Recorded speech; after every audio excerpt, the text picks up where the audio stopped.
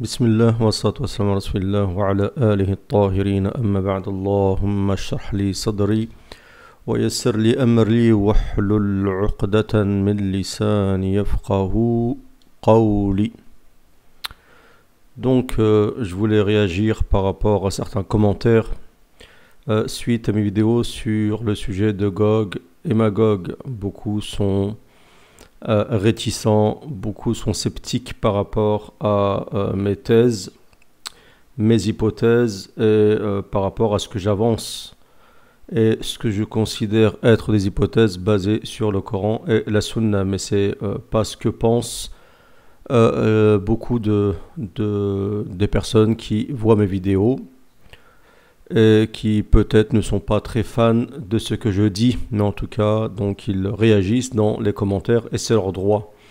Donc certains me reprochent de dire des choses qui ne sont pas basées sur le Coran et la Sunna, qu'aucun savant n'a dit, ainsi de suite. Donc par rapport à Gog et Magog, je voulais donc vous citer l'avis d'un grand shir très connu, Cheikh Abdurrahman ibn Nasser al-Sa'di, qui est un cheikh très très connu en Arabie Saoudite, qui est mort, rahimahullah, et qui était le cheikh du cheikh Ibn Uthaymin, Salih ibn Uthaymin, rahimahullah.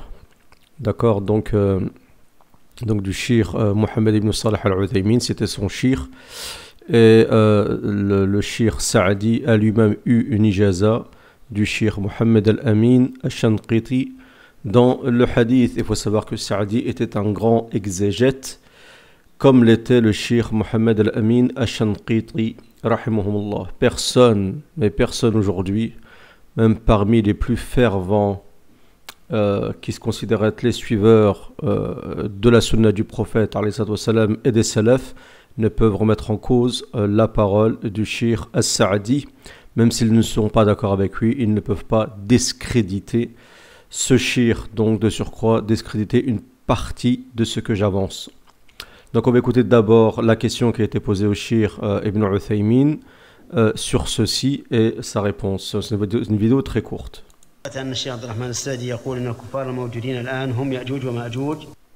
Donc on pose la question à Shir Ibn Uthaymin en disant que le shir Sa'di, donc son shir, a dit que les mécréants qui sont présents actuellement, donc ça c'est à l'époque, il faut contextualiser à l'époque de Shir Sa'di, donc il y avait les Chinois, il y avait les Russes, il y avait les Américains, ainsi de suite, donc ces kuffars qui sont présents, donc ils combattent l'islam, ainsi de suite, font partie de Gog et Magog.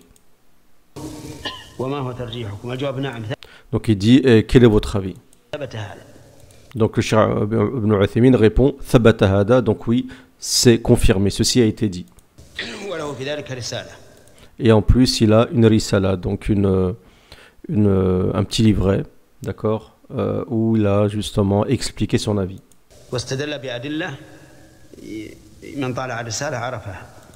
Donc il dit, il s'est basé sur des arguments. Celui qui se base sur son livre, connaîtra ses arguments. Donc moi, j'ai retrouvé cette risala. Donc on va en lire une partie, mais avant ça j'aimerais bien vous raconter un peu rapidement le contexte qui s'est passé avec le shir Abdurrahman ibn Nasser al-Sa'di quand il avait fait sa fatwa. Alors donc ici on est sur la page Wikipédia du shir, donc Abdurrahman ibn Nasser al-Sa'di rahimahullah, donc un shir magnifique, rien à dire. Rabbi yarhamhu bi rahmatihi al-wasi'a, un grand shir avec une science énorme par la grâce d'Allah Azza wa Jal.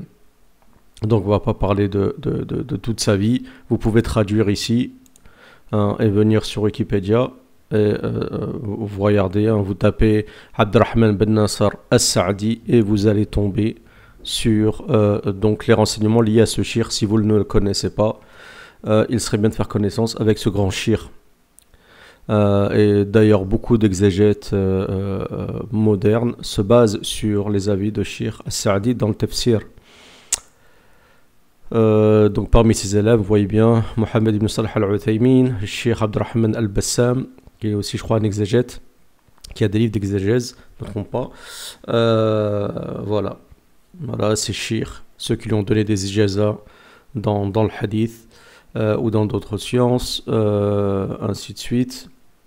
Donc voilà, très imprégné des livres de Cheikh Ibn Islam Ibn Taymiyyah et de son élève Ibn al-Qayyim et du Madhab al-Hanbali comme beaucoup de savants en Arabie Saoudite, même si ces chiites se réclament salafis, beaucoup comment dire, sont de la théologie Hanbali.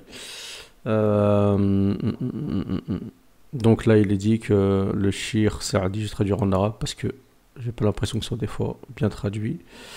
Attendez, tac. Concernant le madhab Hanbali, il ne peut pas dire d'erreur.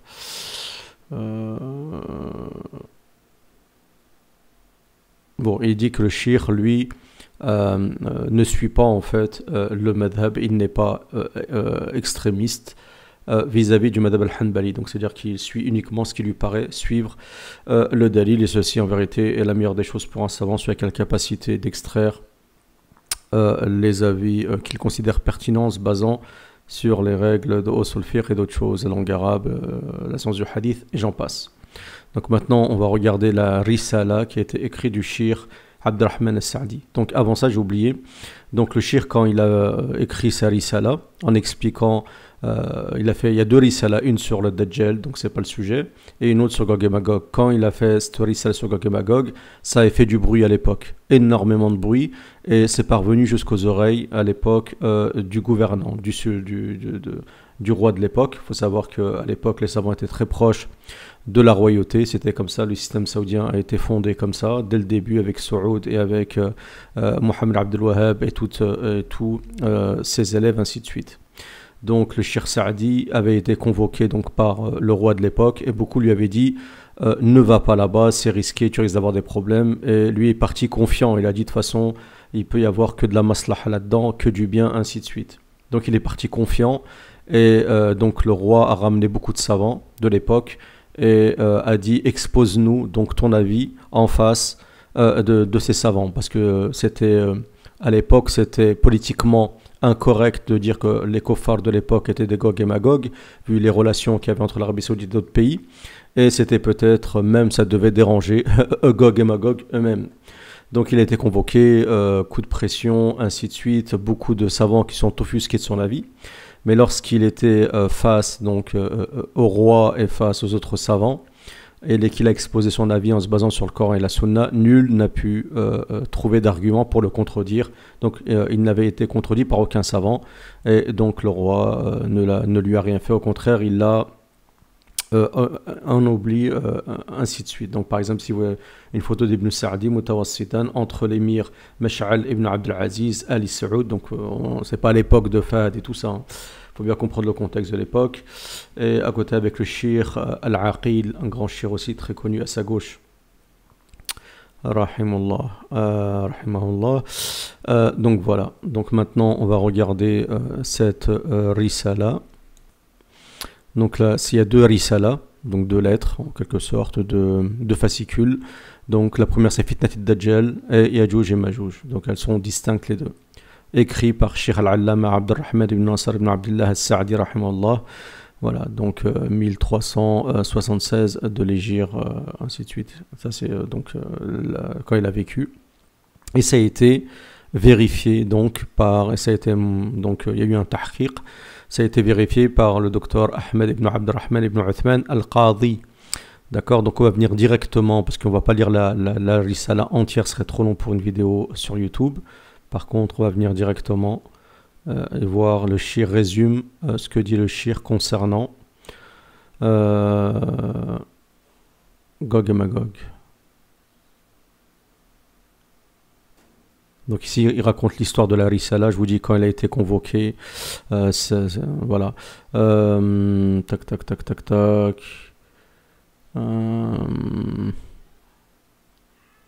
Donc il dit que nous avons écrit donc deux Risala en se basant sur le Coran et la Sunna, la raison et les paroles des historiens, que Yajouj et Majouj font partie des communautés qui apparaissent aujourd'hui parmi les gens. D'accord, parmi les Faranj, donc les Faranj c'est les étrangers, en quelque sorte les occidentaux, ou les américaniyin, comme les Américains et autres. Et donc il dit quelle mas'ala, Écoutez bien, mas'alatun qat'iyya. Il dit que la mas'ala, elle est irréfutable. Hein. Il dit c'est possible. Il est convaincu de ce que dit le shir as-Sa'di, parce que pour lui, il se base donc sur le Coran et la Sunna. Toc, toc, toc, toc, toc, toc. Voilà. Toc, toc, toc, toc. Donc il y a des gens qui se sont plaints auprès du roi pour critiquer donc cette lettre, ainsi de suite. Je vous dis, c'était auprès d'Abdelaziz ibn Abdelrahman Ali Saoud, donc qui a demandé que les gens soient présents à Riyad, ainsi de suite. Je vous ai raconté en quelque sorte ce récit-là.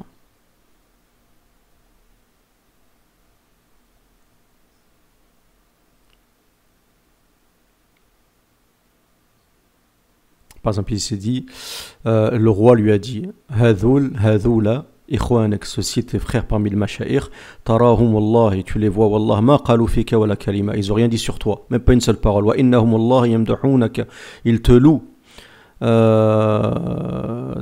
et tous tes actes sont acceptés chez nous, ainsi de suite. Donc vous voyez qu'il l'a loué à la fin, le shir est parti déterminé, et a défendu son point de vue. Alors, donc ici, celui qui a fait tahrir de la risala du shir sur Gog et Magog résume, premièrement, donc, leur haqiqa, la réalité de Gog et Magog. Donc moi, je dis pas que je suis entièrement d'accord avec ce qu'il dit, d'accord, je dis partiellement parce que moi aussi, j'ai fait des recherches et j'ai quelques rajouts, mais déjà, ça confirme partiellement ce que j'ai dit.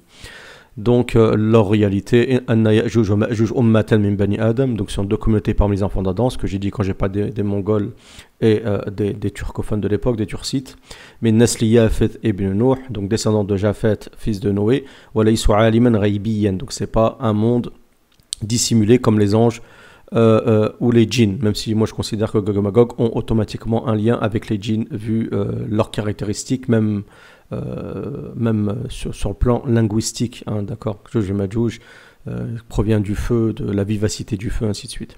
Mais là, c'est un autre débat. Annahum min jinsin turc, donc on est d'accord, ils font partie du genre turc, d'accord, de l'ethnie turque. Quand on dit turc, c'est pas la Turquie d'aujourd'hui, hein, on parle bien il y a plusieurs siècles en arrière. Et de leurs voisins, Jiranuhum, wa abna umumatihim, les fils de leurs oncles, d'accord, leurs cousins. Mushabihun lahum fil khilqa, ils leur ressemblent dans l'apparence physique.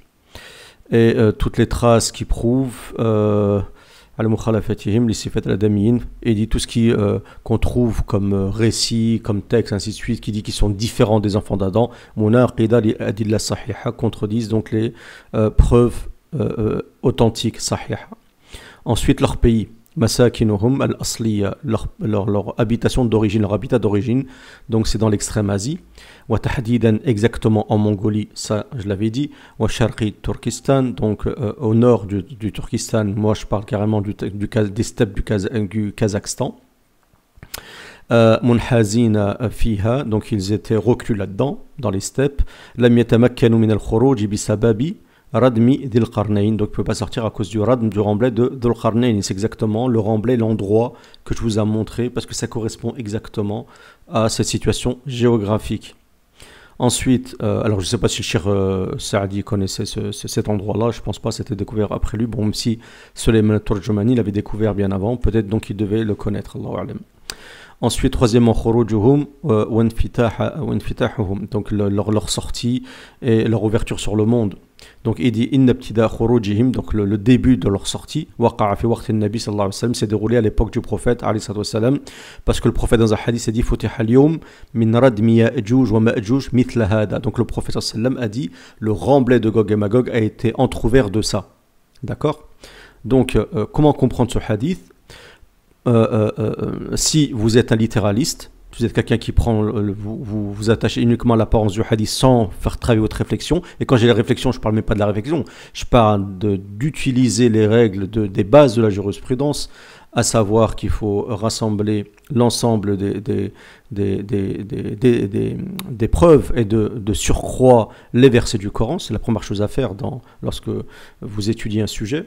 Et Allah Azza wa Jal, lorsqu'il parle du remblai, il dit فَمَسْتَطَاعُوا أَنْ يَظْهَرُوهُ, ils n'ont pas pu le dépasser, وَمَسْتَطَاعُوا لَهُ نَقْبًا, ils n'ont pas pu le percer. Donc il est impossible que le remblai a été percé si on prend le sens littéral du hadith. Même si le hadith, je considère qu'il est sahih. Donc il y a d'autres explications. Soit le prophète veut dire qu'il a été ouvert, c'est-à-dire il a été contourné, et le shir va l'expliquer par la suite, il explique avec les moyens de transport, la modernité, ainsi de suite. Soit il a été contourné, donc ils ont réussi à s'échapper en contournant le mur, d'accord ? Ou soit, c'est ce que je considère que une partie du mur a été entrouverte, à savoir, c'est une brèche dans le monde djinnique, des djinns, ainsi de suite. Donc là, c'est encore un autre sujet. Dans ce cas-là, vous n'êtes pas en contradiction ni avec le Coran, ni avec le hadith du prophète, alayhi salatu wassalam. Ensuite, il dit, voilà ce que je suis en train de dire là, je disais à l'instant, Innal mukhtara'at al-haditha, les inventions modernes, wa sina'at al-raqiya, et toutes les grandes industries, les grandes constructions qui ont été faites, makanathum min tajawuz al-hawajiz at-tabi'iyya al-ukhra, leur ont permis de contourner tous les obstacles naturels, comme les chaînes de montagne, ainsi de suite, parce qu'avant, ils avaient du mal à aller dans les pays avoisinants, si ce n'est par le passage, d'accord. C'est comme le passage de Darial, hein, c'est pareil. Hein. Certains disent oui, mais c'est n'importe quoi ce que tu dis. Il suffit de passer par là ou monter sur la montagne. Je crois qu'à l'époque c'était comme ça. À l'époque ils se déplaçaient en chevaux. C'était pas si facile. Mais après, bon, ceux qui sont entêtés de façon à être dans la critique, qu'ils s'entêtent. وَنَفَدُوا مِنْ فَوْقِ مُتُونَ الْبِحَارِ, donc ils sont dépassés sur la voie maritime. وَصَعَدُوا فِي جَوِّ السَّمَاءِ, avec les avions. وَصَارُوا min kulli hadabin yansilun, donc ils ont déferlé de toutes parts, d'accord, même si je considère que min kulli hadabin yansilun, pour moi ceci se déroulera faida jawa'du rabbi, lorsque wa'dul akhira, lorsque la promesse dernière viendra. Et la promesse dernière, on la retrouve aussi dans Surat al-Isra, on peut faire le lien avec Surat al-Isra.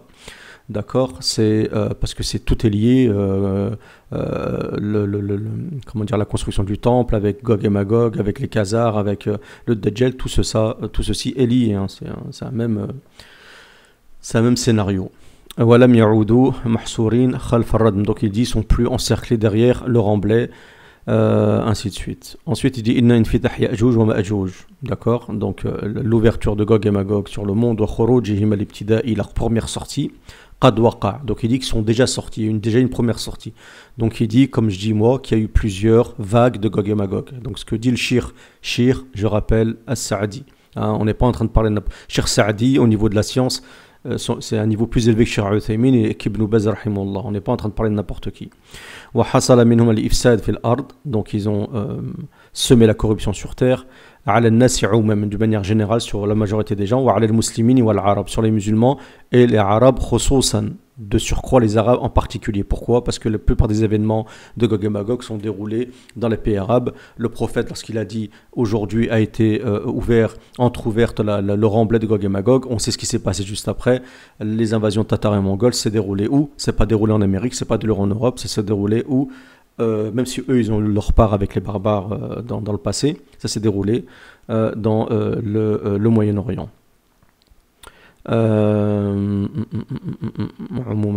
Kafitnati tatar, comme la fitna des Tatars fil mashriq, à l'est. Et le prophète dans un hadith il a dit que la fitna venait d'où? De l'est. Je vous dis que pour ça qu'il faut rassembler tous les hadiths, c'est lié à énormément de hadiths, de versets, de choses périphériques. La majorité des gens qui s'expriment dans le sujet de Gog et Magog, ils sont pas pertinents, c'est des gens qui traitent un sujet de manière partielle, et c'est toujours l'erreur de toute façon, que ce soit dans la théologie ou autre.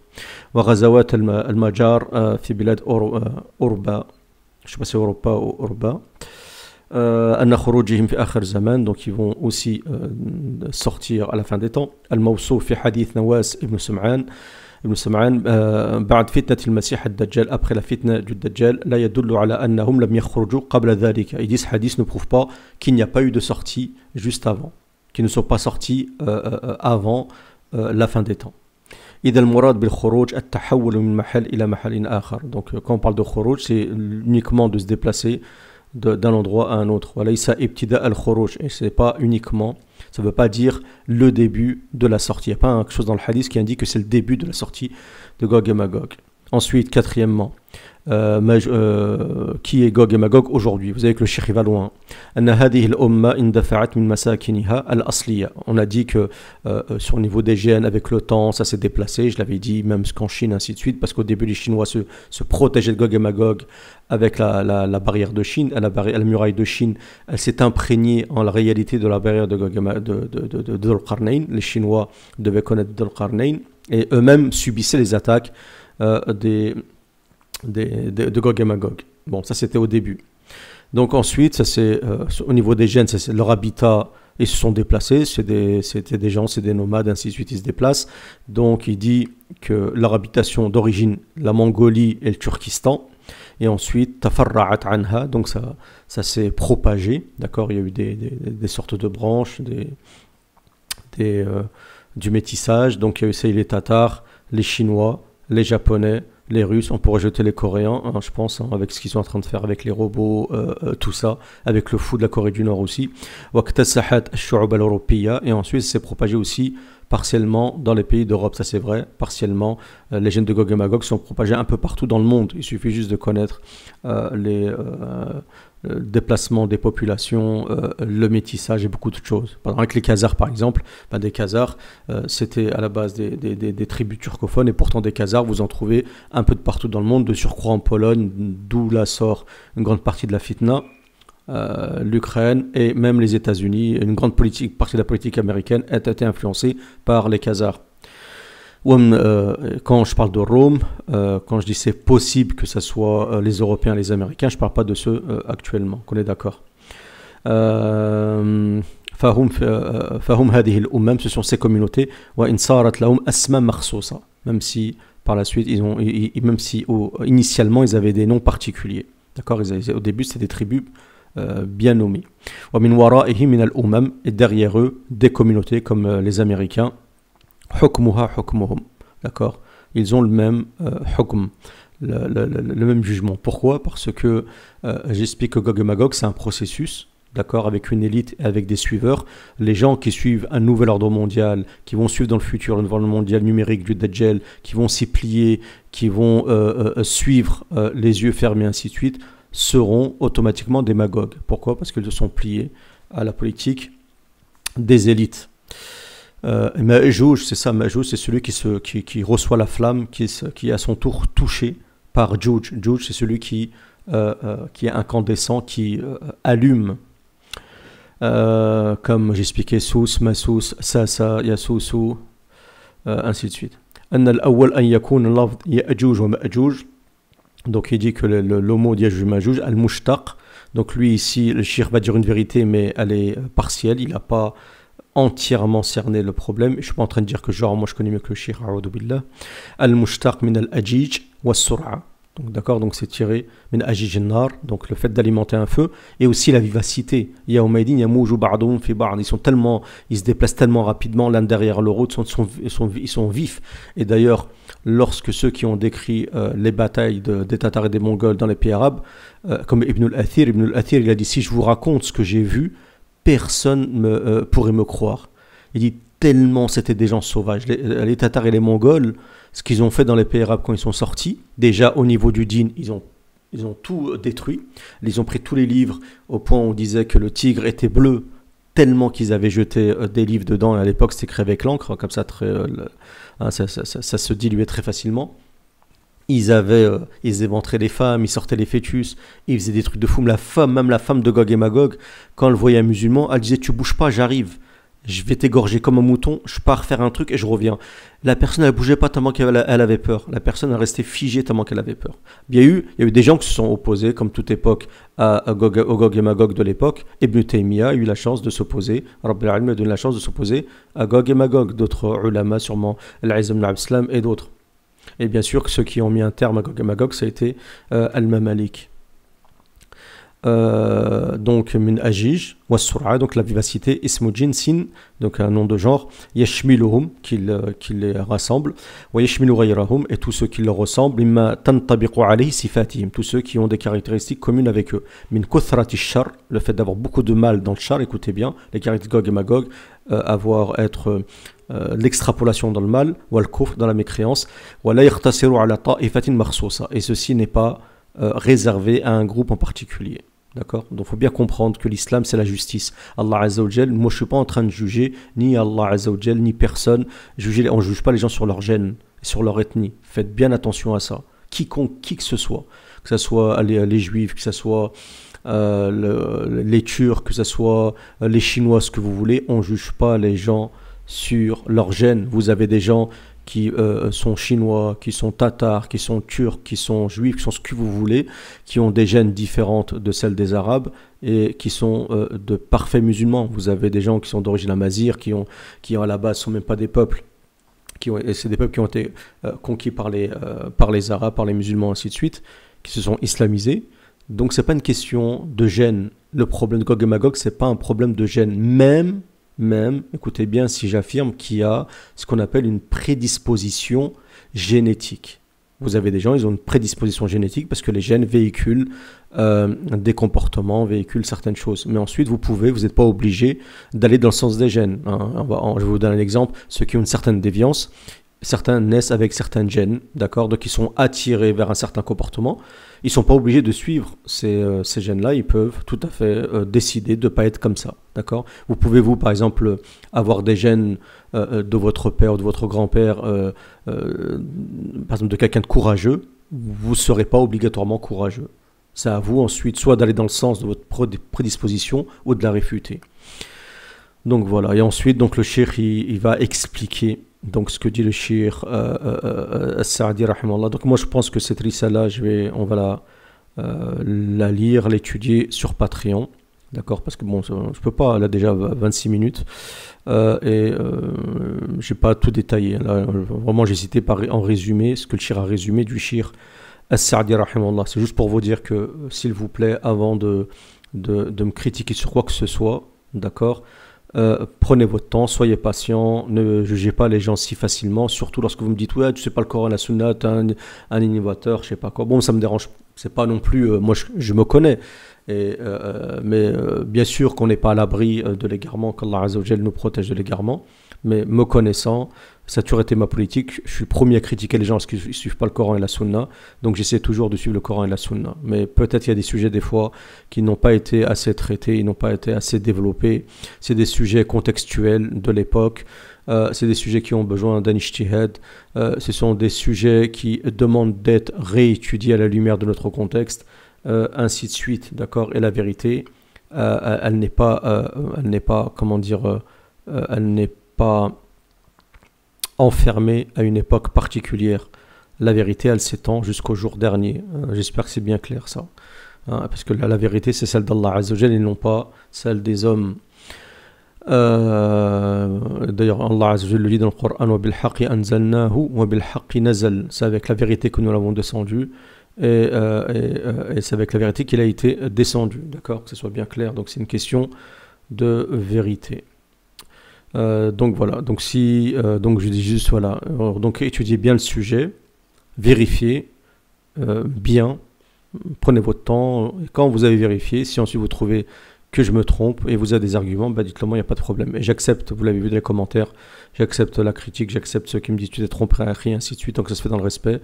Mais tous les gens qui viennent, qui commencent un peu à sortir des limites, je suis dur avec ça. Les gens qui sortent des limites du respect, commencent à toucher ma personne, mon intégrité, c'est bête, mais comment dire, j'ai supprimé, tout simplement, je les empêche de commenter à nouveau. C'est dommage pour eux. Bon, c'est dommage, voilà. Donc, vous avez le droit de critiquer, donner votre avis. Je vous oblige pas à être d'accord avec moi, mais sachez en général, ce que je dis, c'est après des lectures, et souvent, la première chose que je fais, c'est bien sûr le Coran, la Sunna, les grands savants, ainsi de suite. Et ensuite, on se base sur le reste. Mais il y a des étapes à respecter dans comment vous abordez un sujet et comment vous allez émettre un avis dans la religion. Même comme je vous l'ai dit, la majorité du temps, même je crois toujours, mes avis ont toujours été suivis par des shirks, même si c'est des shirks que certains parfois réfutent ou ne sont pas d'accord, ou des shirks ne sont pas très connus ou ne font pas partie d'un groupe en particulier, ainsi de suite. Donc j'espère que cette vidéo vous aura plu. C'est le cas, mettez un j'aime, partagez-la et n'oubliez pas de vous abonner à la chaîne si vous n'êtes pas abonné. Je vous remercie pour votre écoute.